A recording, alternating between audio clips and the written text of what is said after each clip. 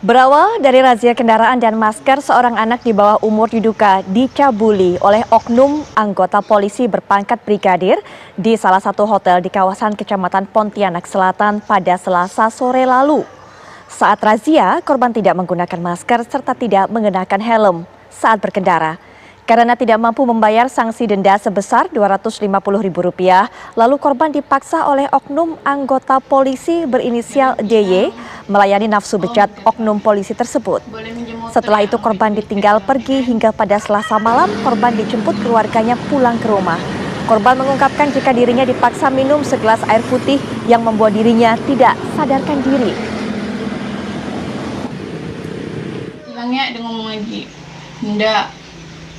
Kalian bilang, Om, kata kami, boleh minjem motor ya, ambil duit, kata kami kan. Tidak bisa, katanya. Tolong mak Om, mau ditilang ya, katanya. Enggak, ayolah ikut abang, suruh kawan nyalok tuh pergi, katanya. Pergi kemana ke, katanya kan. Langsung gak waktu pergi, langsung dia tuh siap-siap buat pergi. Dia tuh langsung keluarkan motornya, kami langsung naik. Tidak tahu mau pergi kemana, rupanya pergi ke KD. Sampai di KD, kami suruh naik dulu. Dia nunggu di bawah.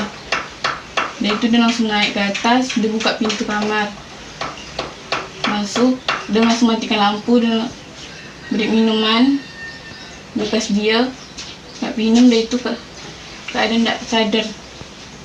Entah sadar, entah tak ada gitu. Dia langsung buka baju kami. Sementara Kapolresta Pontianak Kota, Kombes Pol Komarudin saat dikonfirmasi mengatakan oknum polisi tersebut sudah diamankan setelah adanya laporan polisi terkait dugaan pencabulan. Kapolresta memastikan dan menjamin kasus ini akan diusut tuntas sebab saat ini masih dalam proses dan menunggu hasil visum dari dokter.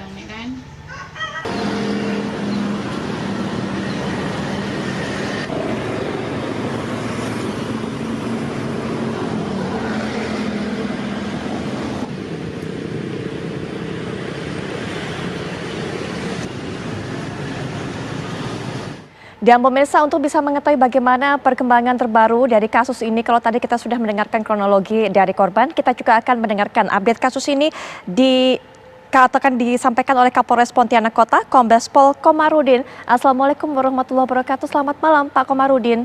Waalaikumsalam warahmatullahi wabarakatuh. Selamat malam, Mbak Putri. Baik.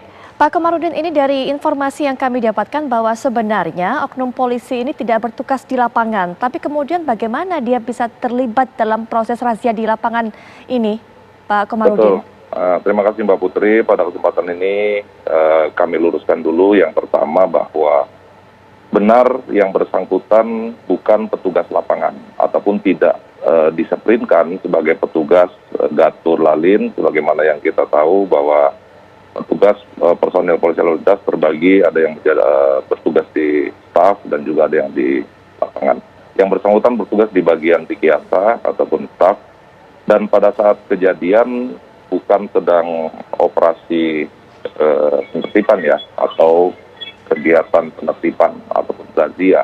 Namun yang bersangkutan berdasarkan hasil pemeriksaan awal yang kami lakukan, didapati menggunakan kendaraan dan tepat berada di persimpangan Jalan Sultan Hamid ataupun Tanjung Raya.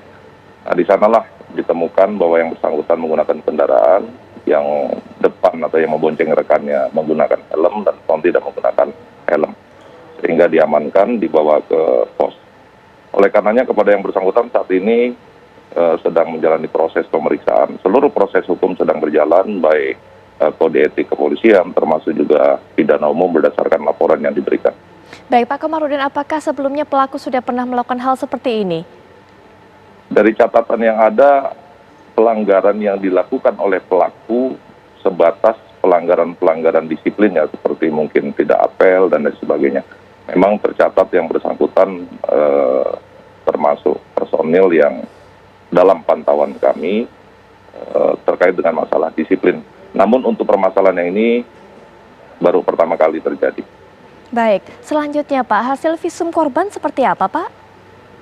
Sampai saat ini kami masih menunggu hasil visum yang memang belum ditandatangani oleh dokter. Pada saat terjadi ataupun dilaporkan oleh orang tua kepada kepolisian, kita langsung melakukan langkah-langkah cepat, melakukan pengamanan terhadap personil kami, Brigadir DY, yang selanjutnya pada malam itu juga langsung kita bawa ke rumah sakit untuk kita mintakan visum. Adakah upaya pemulihan untuk korban, Pak? Kita terus berkoordinasi dengan KPPAD, juga kita libatkan dalam penanganan kasus ini sebagaimana lazimnya ataupun layaknya penanganan kasus yang melibatkan anak-anak baik sebagai korban maupun pelaku. Itu sudah prosedur tetap yang kita lakukan sehingga pelaksanaan kita diharapkan bisa betul-betul profesional dan sesuai dengan harapan yang kita inginkan bersama. Kombes Pol Komarudin, terima kasih untuk waktunya dan juga sudah terima kasih untuk memberikan informasinya kepada kami. Sama-sama Mbak Putri, terima kasih. Selamat malam.